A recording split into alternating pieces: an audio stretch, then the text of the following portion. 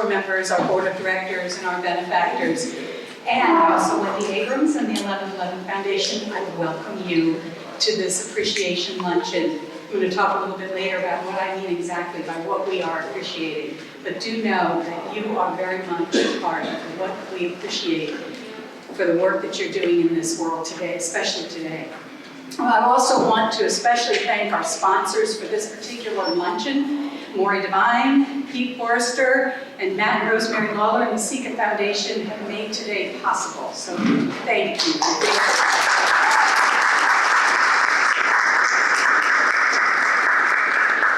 Not to assume anything, my name is Mary McGinnity, and I'm the President and CEO of the Ignatian Volunteer Corps. And for those couple of you who may not know what IVC is, we are a service corps of men and women who are retirees, who have chosen to give time in their retirement years in service to organizations that lift up people who are facing marginalization, trying to overcome poverty, racism, and such of the injustices in our world. Our service corps members serve in 23 cities across the country, and here in DC and Northern Virginia, we have a really, really robust group of IVC service corps members. And you met our two directors on your way in. I don't see them right now, but Mike Goggin and Mike Modis are our two regional directors, and they're just amazing. So I hope you get a chance to talk with IVCers today and get to know us as best as you can. Let me give you a little sense of the course of our time. If you are really hungry right now, I'm sorry. You can sneak in and get your food if you need, but here's how we're going to run the course of our time today. After I make a couple of just reflective remarks, I will introduce Dr. Helen Reiss, who is our keynote speaker today. I'm so excited that Helen is here. And then after she speaks, we'll have some time for some Q&A. On your tables, there are cards. So as you listen to her, if you feel inspired with a question, please write it down. And then we'll collect them and do about 15 minutes of Q&A. And then after that is done, then I'm going to invite you all to get up, stretch a little bit, go over, help yourself to lunch and something to drink, which is provided to us by DC Central Kitchen. How many of you know about the amazing reputation of DC Central Kitchen?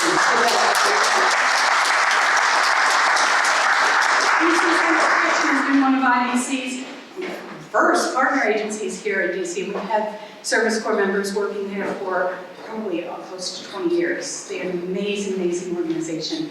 And so your lunch is provided by them today. Then when you come back and start enjoying your lunch, then we will be turning this over to Matt Lawler and the Sika Foundation for the reflection panel on homelessness and healthcare as an issue. So that's going to be the course of this. As I said, really seriously, all joking aside, if anybody is feeling you need to get some water and want something to drink during the course of any of this, please be comfortable and help yourselves. There's a well-known conversation that a student had with Margaret Mead, the famous anthropologist. And Helen's nodding at me because I think she knows where I'm going to go with this one.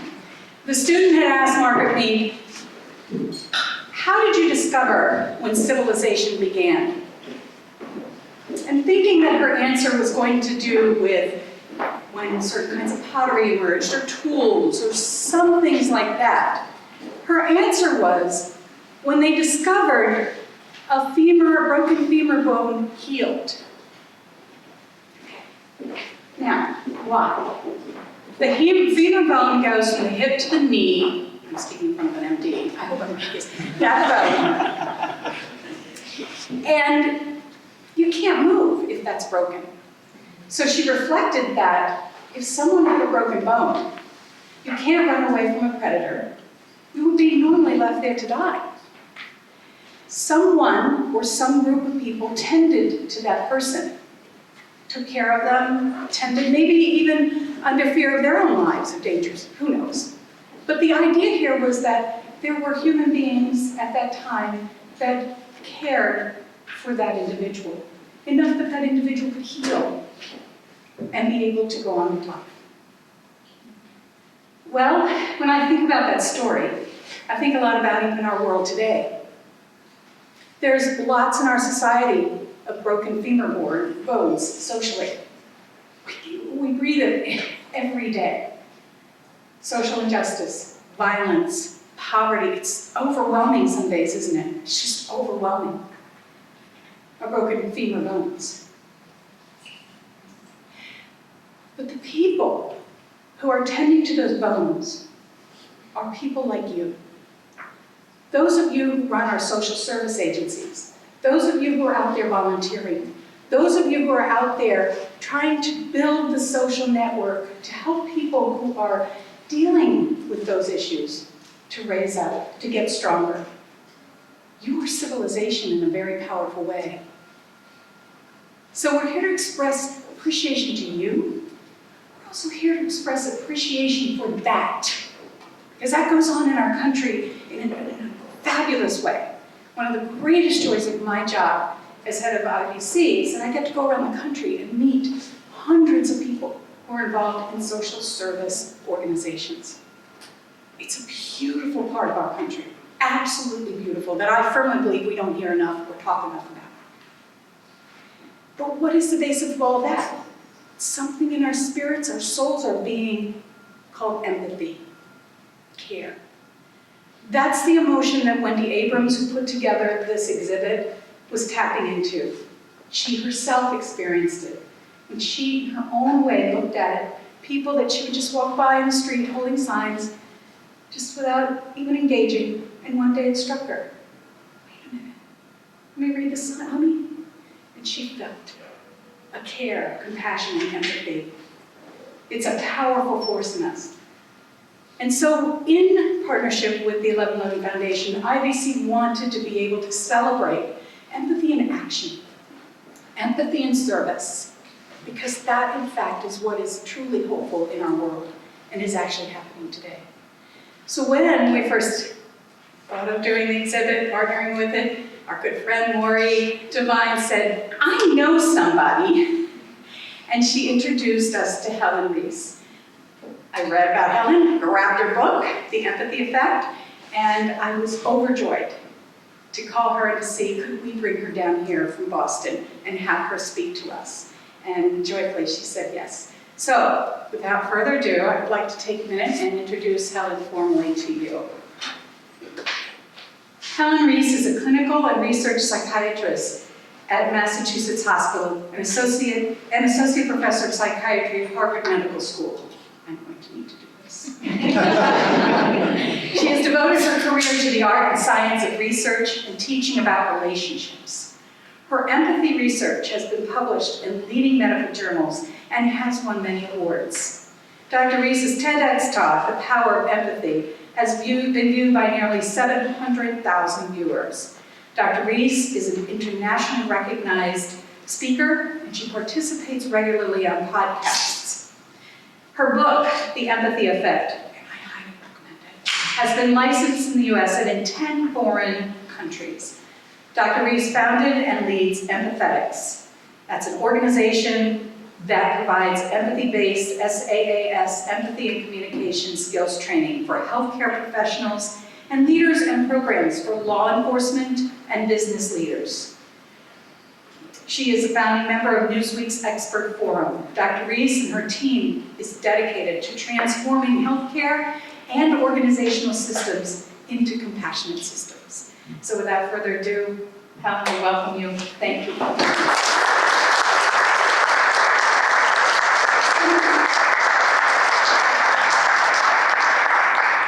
Thank you, and good afternoon. We're 1 minute into the afternoon. It's wonderful to see you all here today. And Mary, thank you for that really lovely introduction, and also the introduction to what IBC does in so many communities. It's truly inspiring.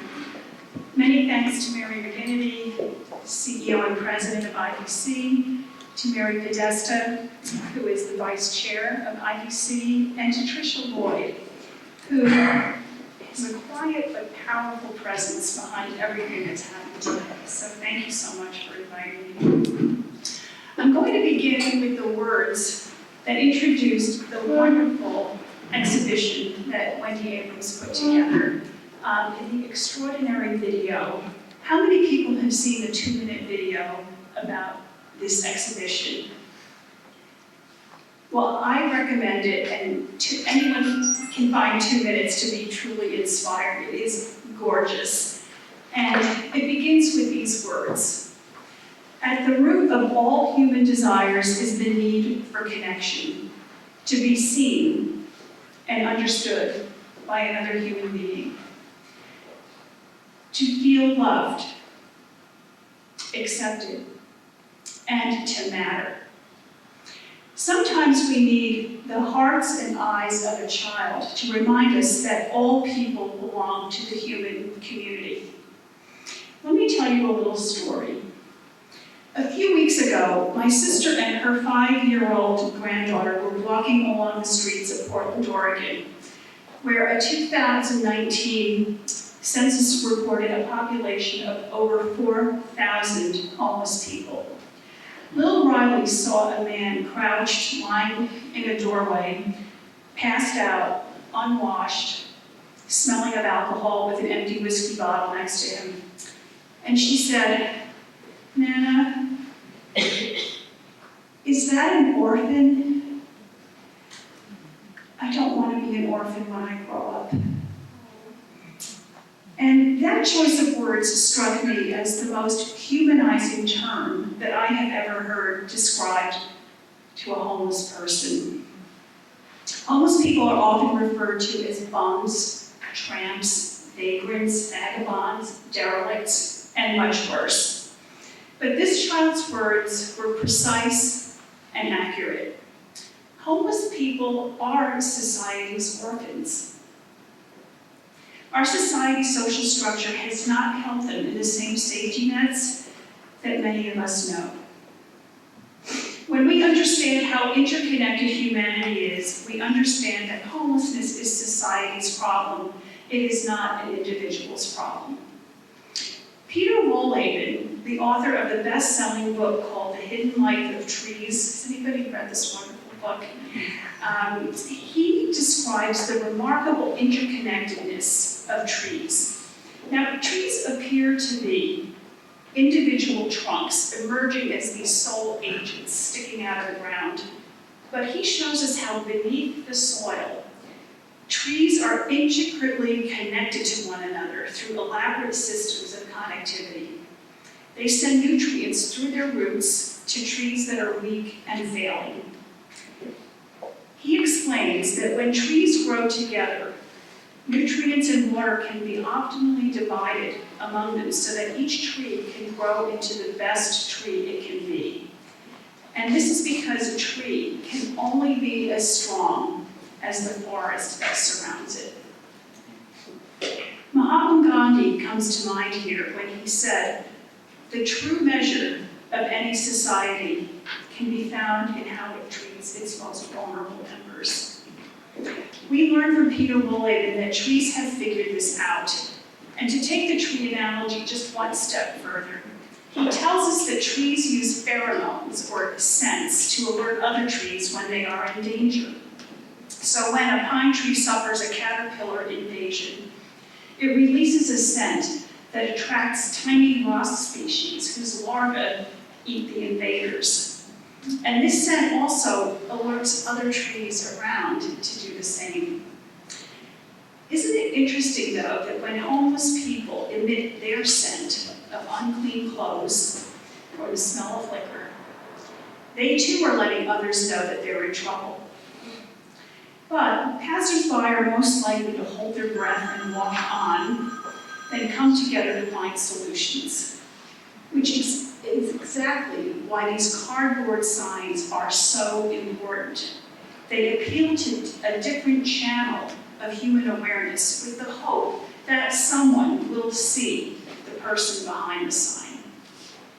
Wohleben's book argues for the intelligence of trees in the way their communications and interconnectedness ensures their growth and survival because of their sensitivity and attunement to one another. As the famous words of Albert Einstein inform us, you can't solve a problem with the same consciousness that created it. Think about that. What creates this problem that we have is blindness to the suffering of others. And that brings us to our topic today, empathy. Empathy is actually embedded in the secret to happiness because we are all connected to one another far more than was previously realized. Consciously or not, we are in constant natural resonance with one another's feelings. When we're engaged in what we call shared mind intelligence, which is the powerful boost to our knowledge when we come together with perception and intention, the possibilities for mutual aid and collaboration abound. When we shift from unconscious to conscious opportunities to connect, that's when the miraculous starts to happen. So what is this thing called empathy? This is one of these terms that everybody thinks they know what it is until you ask them to define it. And it's like, well, you know. So empathy is not just a soft and warm feeling that we have. It's hardwired into the human brain. And it can be expanded, but it can also be blunted. It's important to understand that empathy is not one thing. Neuroscience has shown us that when the brain and the heart are experiencing empathy, several different parts of the brain are actually in action. So we see that there are cognitive components, affective or emotional components, and motivational components to empathy. And all of these circuits happen really fast. So empathy is, first of all, the ability to perceive the thoughts and feelings of others. If you're not looking, you're not going to have empathy. And that's why these signs are so powerful, because they actually get us to pay attention. And once we look, we start to imagine and wonder about the perspective of the other person. Sometimes we don't, and this is part of how empathy can be taught. We can teach people to imagine what it's like to be that person behind that sign. It also allows us to feel the feelings of others to some degree. And when this information is all processed together, it typically motivates a response. And that scientists call empathic concern. So that's the feeling you get when you see somebody suffering or you see someone in trouble, and you get that feeling of oh, I wish I could do something. But that's just the motivation, and we know that we don't always do something. Sometimes we're in a rush, we're tired, we've helped a whole lot of other people, and we just, have our tank empty. So that empathic concern is the motivation to help. And when the motivation is acted upon, then and only then is the response possible. And that response is called compassion. So you see, empathy is the input. It's how we perceive what's happening with other people. And then this sort of cognitive and emotional thing happens in the brain where there's motivation, but until we do something, we don't see compassion. So I hope people leave with that idea that we've got to have open channels to get to compassion. So empathy is what moves us to act by helping others, by making donations, by becoming volunteers, or by becoming an advocate working to change policies. That is the active response and the expression of compassion. Now, empathy has survived over the millennia because it makes acts of helping other people internally rewarding. And then we humans are primed to help more. Evolutionary biologists say that empathy has actually made human survival possible because it promotes collaboration, cooperation, and reciprocity, which is needed to protect and enhance our species. As a psychiatrist, I got involved in empathy research almost 20 years ago because I was hearing so many patients reporting that their doctors weren't empathizing with them. I was hearing this in my clinical practice. They were feeling unseen, unheard, and felt as if no one really cared. They were being run through the system like a number.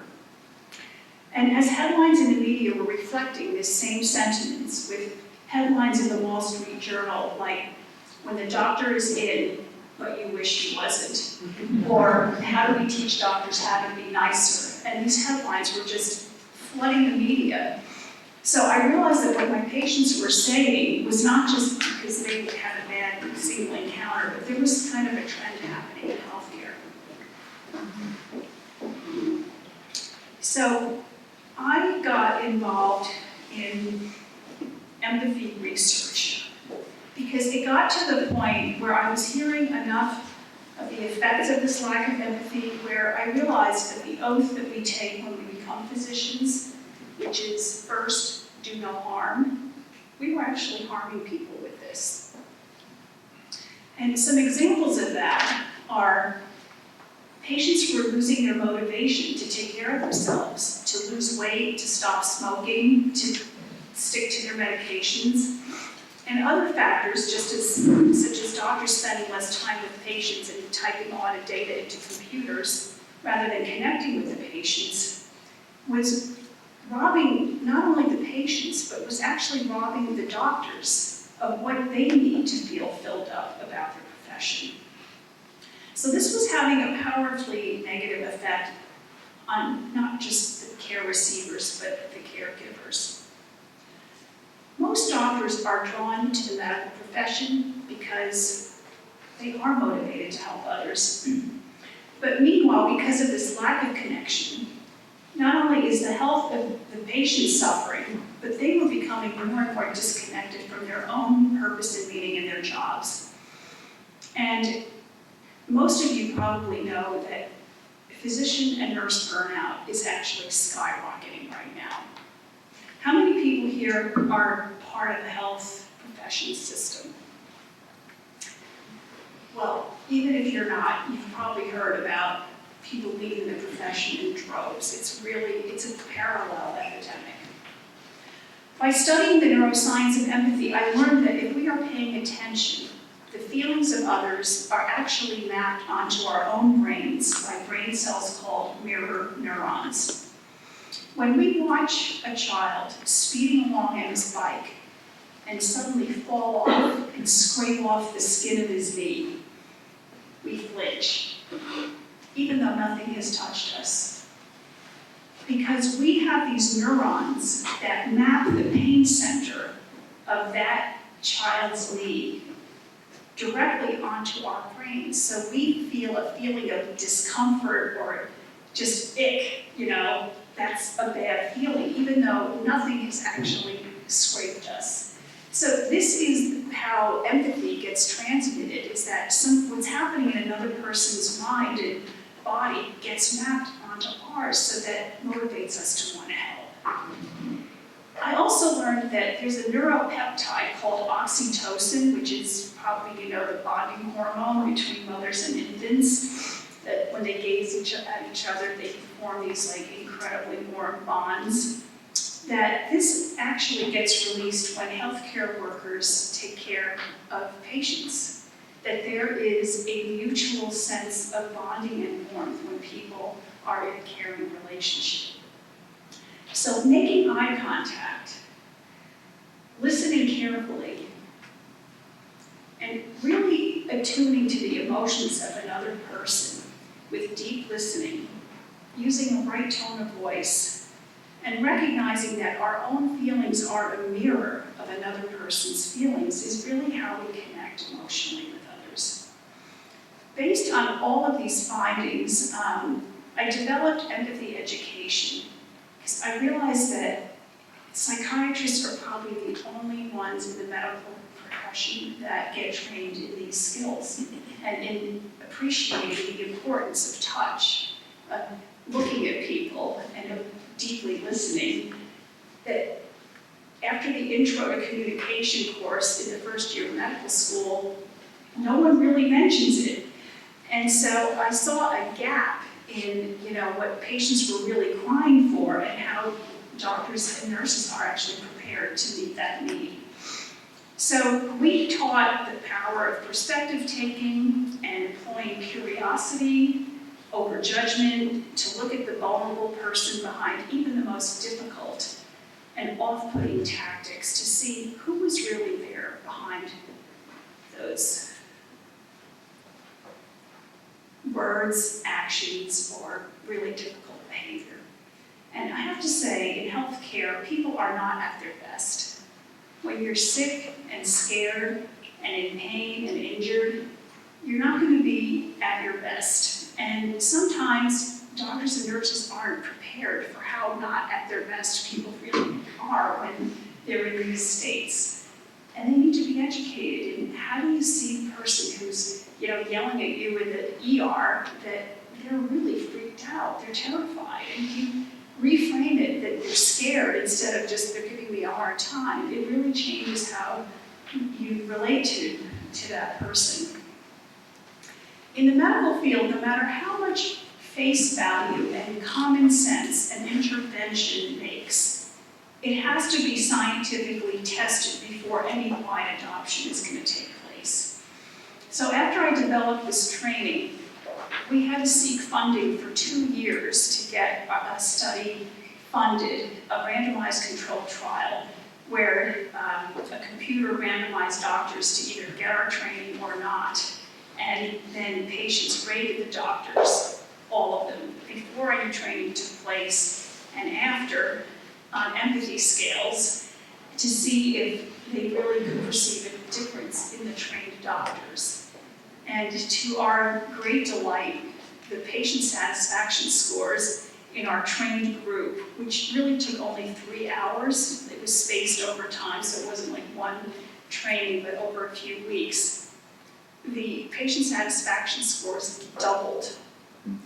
So it doesn't take that much. And then we actually followed the cohort 1 year later to see if the training effects endured, and they did.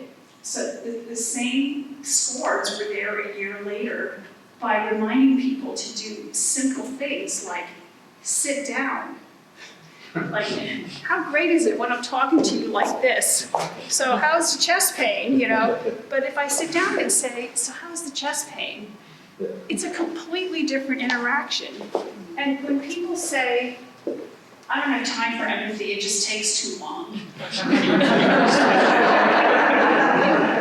How long does it take you to sit down? So I'm not trying to oversimplify, but that single act of being at equal eye level and showing some curiosity is a complete game changer. So another point of confusion is, how is empathy different from sympathy?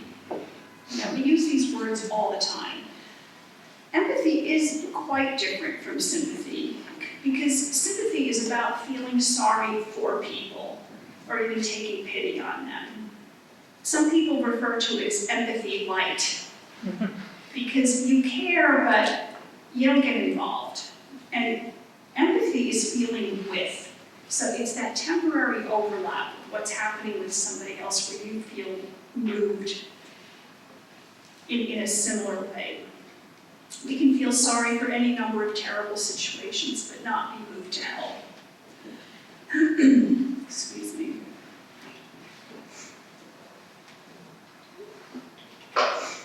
So empathy allows us to connect with others, not just by standing in their shoes, but by taking a walk with them. And we learn more about what people are facing. And as that happens, our empathy gets activated and we're motivated to help.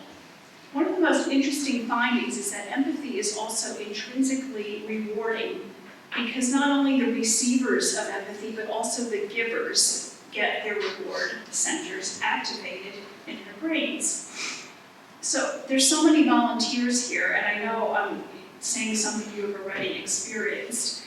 But this specific area of the brain is called the nucleus accumbens, and it's the same reward center that gets activated when people take opioids and when they drink alcohol.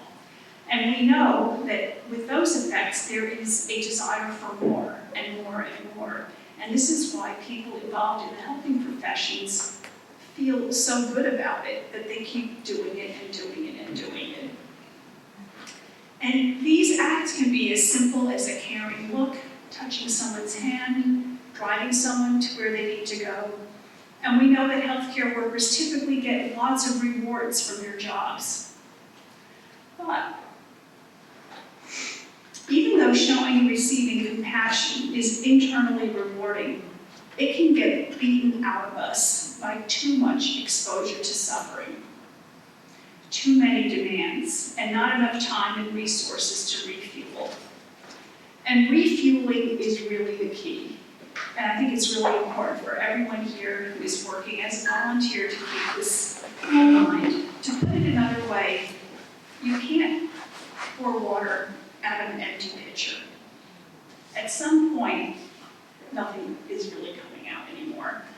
And so we have to replenish ourselves in order to replenish others. And this is one of the greatest challenges to healthcare workers today, because they're so good at giving that they forget how to take care of themselves sometimes. You know, it's only on airplanes that we are told on a regular basis, put your own oxygen mask on first. And, you know, it always feels a little like, wait a minute, what about my kid? But then you realize, like, if I'm anoxic, I'm not going to be much help. But it's such a great analogy to keep in mind. I know that many of you are deeply involved in compassionate work, and that is very rewarding. And it's extremely important that you find ways to fill yourselves up. We have a new program at Empathetics called Empathy. And it's because the pandemic has left so many healthcare workers on the brink of leaving their profession or thinking about leaving, that it's time to emphasize self-care in a really system-wide, programmatic way, and to give healthcare workers the experience of healing and recovery that they deeply need. You know, to say, well, we're pretty much out of the pandemic and now let's get back to work is just not working. People need to be acknowledged for what they did. They need to tap into themselves and say, I know how traumatized I am. What did I learn? What did I learn about myself where I exceeded my own expectations? So how did I come out of this, not just with a thorn, but also a bud and a rose? So giving people a time and space to reflect is just so important. The triad of burnout is affecting healthcare workers at an alarming rate. The burnout triad includes three things. One is just exhaustion. The second is feeling ineffective in your job. And the third is dehumanization, which means that patients in vulnerable populations are seen more of as a group and not anymore as individuals. We know that up to 50% of nurses and 68% of doctors are facing symptoms of burnout today. This is a parallel epidemic. And these statistics were climbing even before the pandemic.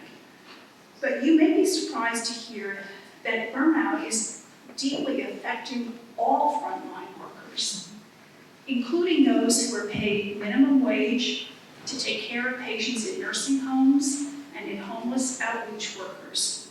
And these dedicated workers are at risk not only for burnout, but as I learned in the webinar that the IDC put on last week, they're at risk for homelessness themselves. Because many of these people are living marginally. One medical illness, one broken down car, one missed paycheck means that they can't make the rent. And it's their first step to becoming unhoused and getting on the slide down to homelessness. It turns out that homelessness is not just a fear for people living on the margins.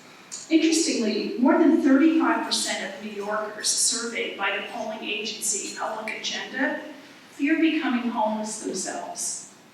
And a startling 30% of New Yorkers have had a loved one on the streets. So exactly how far away are we from homelessness? Perhaps one of the reasons we shun it and are afraid is because it's actually something we're all deeply afraid of. And so we avoid it. When questioned, a survey found that more than 70% of New Yorkers feel that so long as homelessness exists, we are not living up to our values as a country. So if we're hardwired for empathy, why is empathizing with the homeless such a challenge? Homeless people generally fall into a category that psychologists call an out-group. Most people tend to other homeless people because they perceive them as vastly apart from society. And because of this, the homeless often seek to evoke the emotional responses to their suffering. But now that an increasing number of workers in the healthcare industry are facing homelessness themselves, more people are standing up and taking notice. Science research has illuminated that we are not equal opportunity empathizers. There are three categories for whom people have the most empathy. Those who are most like us, those who have suffered like us, and those with whom we share a common goal. That is where our natural-born empathy can sometimes lead to trouble, because if we remain too insulated from the troubles that people are facing and suffering in the world, our empathy doesn't get activated. Psychologists call our preference for those who are familiar to us in-group bias. Human beings are still quite group-oriented by nature, and this is why we feel the greatest empathy for people who share our interests, have the same level of education, are in our social circles, share the same faith, political views, and geography. The in-group legacy becomes a problem when it limits our capacity to experience empathy for those who don't match up to any of these shared characteristics, the so-called out-groups. What happens when we close our eyes to people who are struggling, who are not like us? Do we turn the other way because they just don't tug at our heartstrings? Is it because we don't know what to do, or because we feel helpless, or we're afraid that the little that we can do won't really make any difference? To understand that we have become too separated from the plight of others, this contributes to the great divisions we have in our society. Through lack of exposure, and therefore lack of understanding, curiosity, and opportunities for empathy. So let me tell you a story. And this is my story. In the last few years, my own personal experience with homelessness has changed dramatically. We moved from living in a suburb where we raised our children for 30 years in a suburb west of Boston, and I never saw a homeless person on the streets there. And 5 years ago, we moved into the heart of Boston. And until that time, homeless was an abstraction for me that I equated with being in New York City, where I had near where I grew up. When I started walking to work instead of driving my car from the suburbs and parking in the underground parking lot, I started seeing a lot of homeless people. And I feel somewhat vulnerable and ashamed to say this, but I was kind of afraid when people were coming to me like really directly and putting a cup and asking for money. And I kind of felt awkward, and I'd reach in my purse and, put in some money and kind of shuffle on. But the more I passed these people on the way to work, the more curious I became about them. And there was one woman in particular who sat at the same street corner, and she just said good morning to every person who passed by. She said, good morning. And most people would just ignore her and pass by, and occasionally somebody would throw some money, in this container she had. But there was something about her emotion and her sitting there homeless that just really sparked my curiosity. And so one morning, I just said, good morning, I'm Helen. And I said, what's your name? And she said, oh, I'm Katie. I said, oh, hi, Katie. Would you mind telling me at some point, someday, why you became homeless? Because I really didn't want to put her on the spot. And she said, sure. So I waited about a week, and I asked her, is this an okay time for you to tell me about, why you're homeless? And she said, I have bipolar illness, and for years I refused treatment. I have 3 kids. I was living with my parents, and I was horrible. It was horrible to them. And one day they told me, Katie, we will take care of your kids, but you have to leave. So they basically kicked me out. And you know, they were right to do it. I didn't deserve to live with them because of how I acted.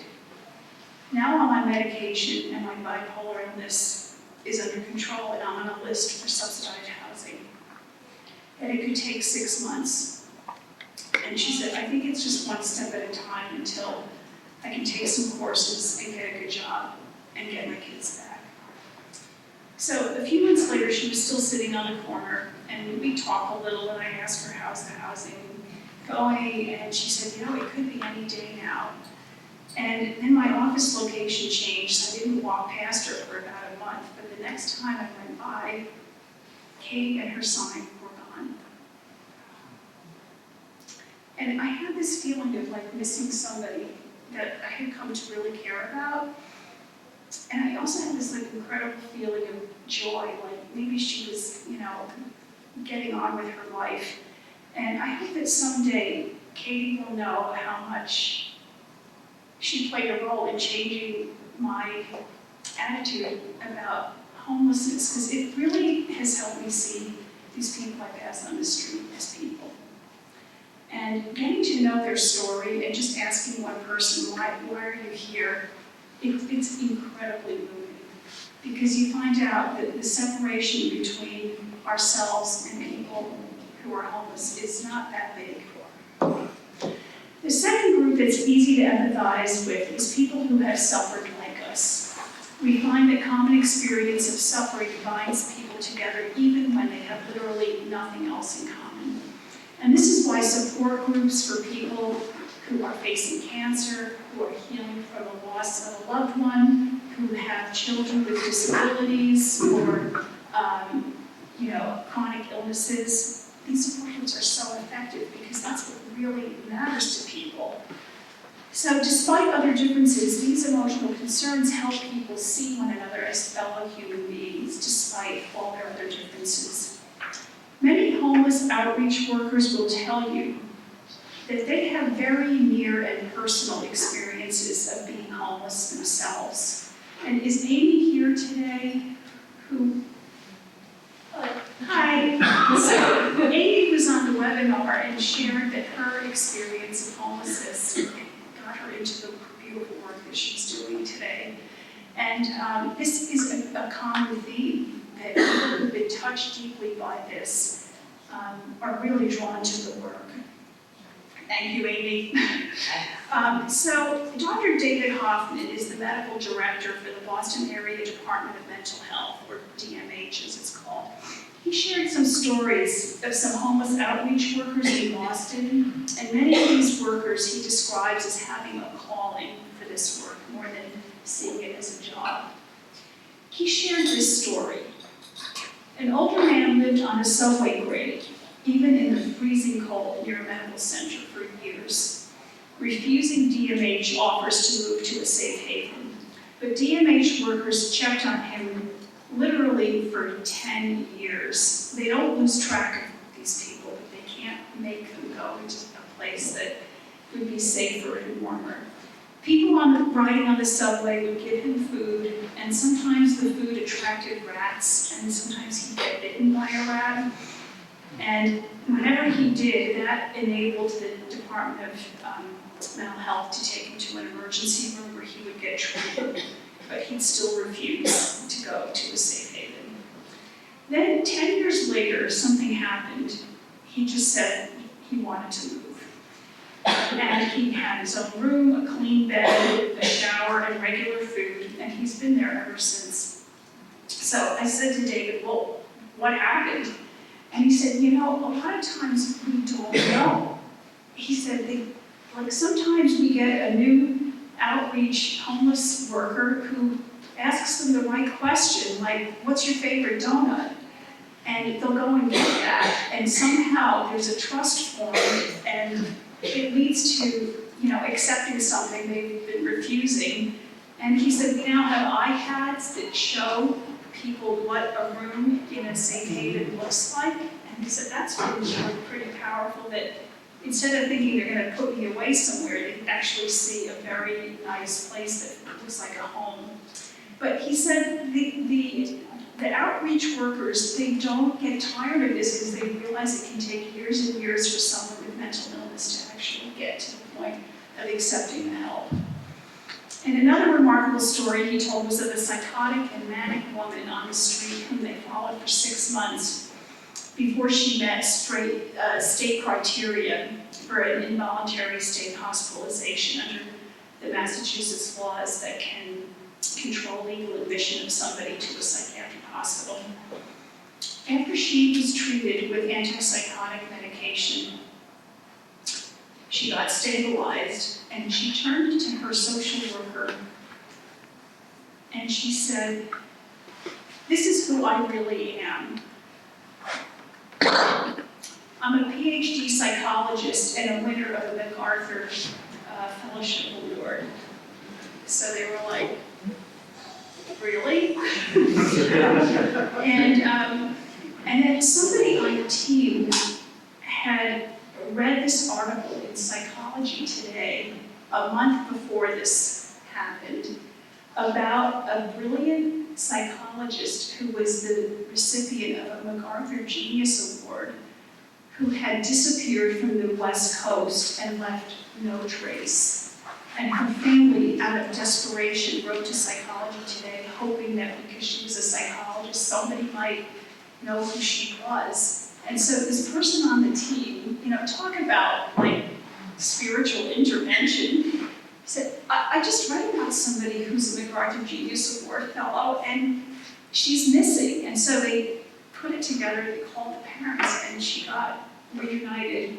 So again, 6 months of trying to work with her, and they finally got her into the right place. So Dr. Hoffman says the turnover rate in homeless outreach workers is surprisingly low, with many in their jobs for 10 to 20 years, but that's not the case for all the other layers of healthcare workers that are needed to keep the system going, where vacancies are mounting every day. We need only to turn to the news to be confronted with another cause of worldwide homelessness: war. My own parents were displaced from their homes and had to flee for their lives in war-ravaged World War II. They had to leave everything behind, just as we see the Ukrainians fleeing from their homes and entering a world of risk and uncertainty. Their traumatic stories have left an indelible mark of concern on me for homeless people, the marginalized in society, for those suffering from mental illness, and for the need to support those who are working to help all of these people. Although my parents, came here with basically nothing and built a life, the stories of what they went through, losing their homes and their families, are, it gets into your DNA. And so that's one of the things that when you get so close to this experience, you do kind of feel like you have to do something about it. One of the most caring and important messages of our time here together is that we must prioritize caring for those who care for others, because empathy is transformative, and people doing this work must be supported to keep going, to do their transformational work. We need to see them as individuals needing support, just as they are able to see the most vulnerable as individual human beings with dignity and deserving of respect. And I'm looking forward to Matt Lawler's panel, because his work and his organization, Seek It, is honoring people who are doing this work and calling them out. And so there are many ways people need to be supported, and so much of it is recognition for what they're doing. So the people with the most empathy must never be taken for granted. The refueling keeps it going at a continuous rate. And And if the infusion of empathy for working with the marginalized in society breaks down, our whole society ends up breaking down. So now I'm going to get to you, the third group of people for whom we have the most empathy. It's when we share a common goal. And this is the third leg of the empathy stool, and we are seeing that in practice as we sit here together today. Because in this room, we're here together because we are moved by the plight of the homeless people, and we're concerned about the most vulnerable people in our society. One of the ways our shared humanity is expressed is when we come together to solve what appear to be insurmountable problems, when we embrace the common goal, and we see transformations that could not have been imagined in common hours. Last week's IBC webinar illuminated for me several areas where advocacy can make a big difference, and I learned about transitions that don't have enough transitional safety nets to keep people off the streets. One is the precarious period at the end of foster care, when children age out and are at great risk of becoming unhoused and unmoored. The second is that fault line between incarceration and becoming a returning citizen with no ID or papers to get a job or government assistance, because some prisons claim that getting IDs takes too many resources. Other well-known antecedents of homelessness we know include inadequate access to health care, families breaking down, addiction prevention and treatment, barriers to getting housing vouchers, and even more importantly, getting people to accept them when you actually get a voucher, and the disproportionate number of people affected by homelessness based on race and gender. Right here in Washington, D.C., 44% of the population is Black, and yet 85% of homeless people are Black. While there are so many structures in place, there are still all these fault lines in the transitions from hospital or prison or just moving out of poverty that we need to support and dedicate our time, energy, and resources to prevent people from falling through the cracks. We have only to listen to people who are doing this work to understand both how challenging and rewarding it is. The best description I've heard when people come together and truly seek to understand another human being, and when that person feels seen and heard with authentic curiosity and goodwill, is called exquisite empathy.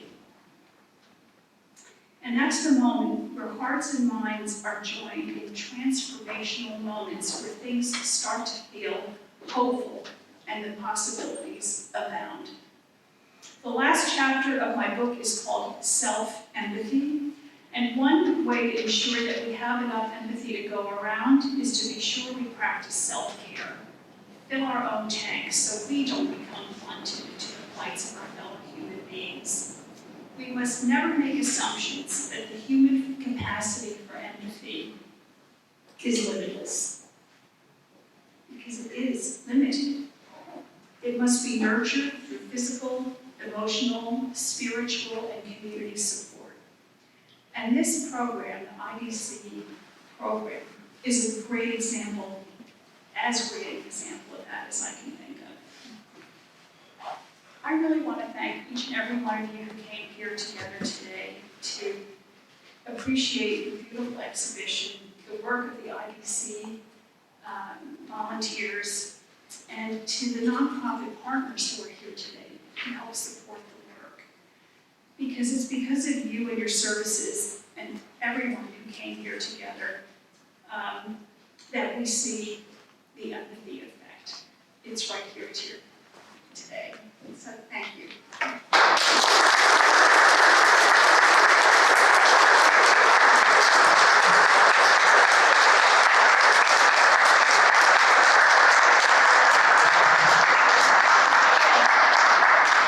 Helen, that was amazing. Thank you so much. And I'm going to be taking away think about.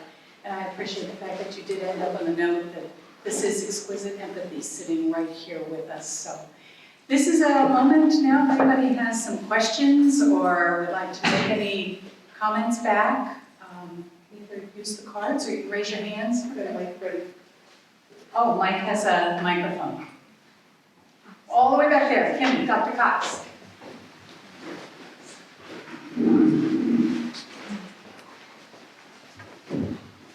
Thank you very much, Dr. Reiss. It was really inspiring. I should have a whole notebook to take notes. So could you go a little bit deeper into how we overcome the differences in age, gender, culture, race, all that stuff? How we overcome that so that empathy will, I guess, flow more naturally?